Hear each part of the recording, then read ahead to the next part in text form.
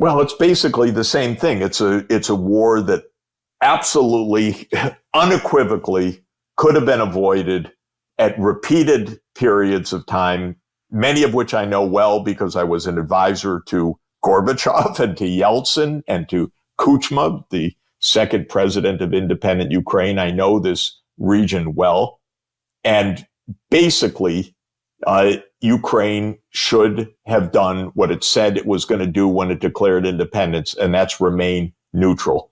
And that's what the people of Ukraine wanted.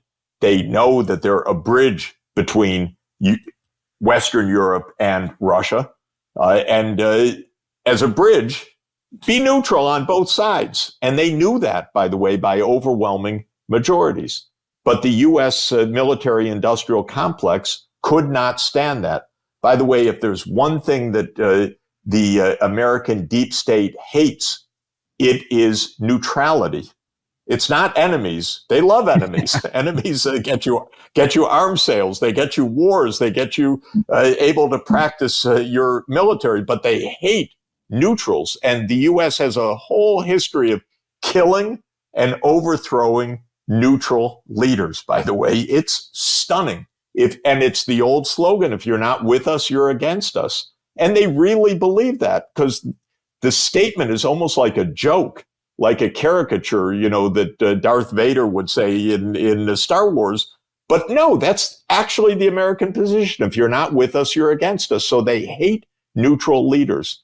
And Ukraine the people understood this. They're so much Russian and ethnic culture and shared orthodoxy and faith and many other things.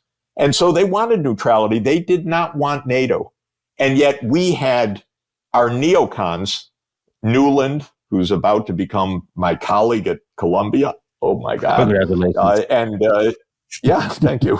It'll be Hillary and Victoria. Yes, we said Ukraine has to become part of NATO. And that was a campaign that started in the late 1990s. Biden was absolutely on side on this.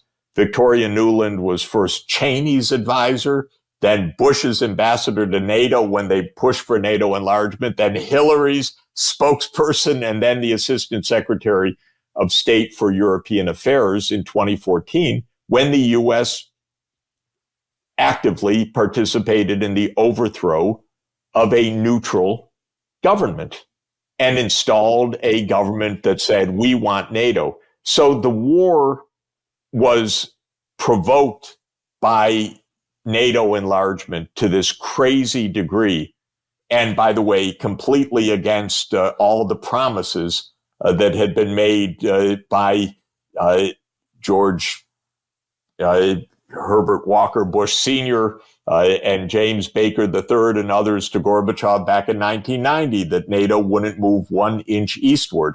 Anyway, it kept moving. And then it was supposed to move to Ukraine and even to the country of Georgia on the eastern coast of the Black Sea, which definitely is not a North Atlantic country, if one knows a little bit of geography. But it's this insanity of endless NATO enlargement. Well, suffice it to say, there were numerous exit ramps, and the United States refused all of them. And even after the special military operation started on February 24th, 2022, there was an immediate exit ramp, and that was the direct negotiations between Russia and Ukraine, calling for Ukrainian neutrality and agreeing on it in talks mediated by Turkey in Ankara. And they were close to an agreement, and the United States said, no, fight on. We don't accept neutrality, fight on. And here we are till today.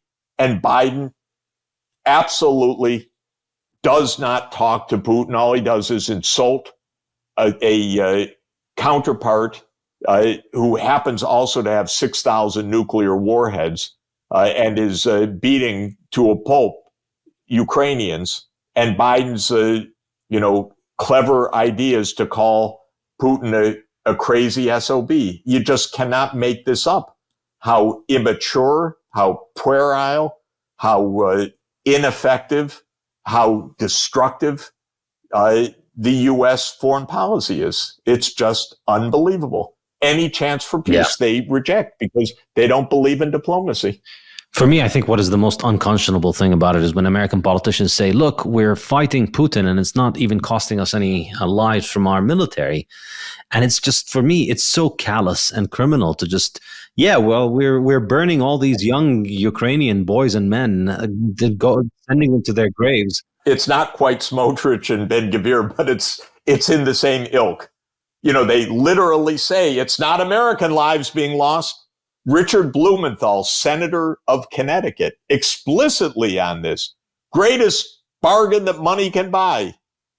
Lindsey Graham. I can't even say on public company my true view of him. Mitt Romney. They're all like this.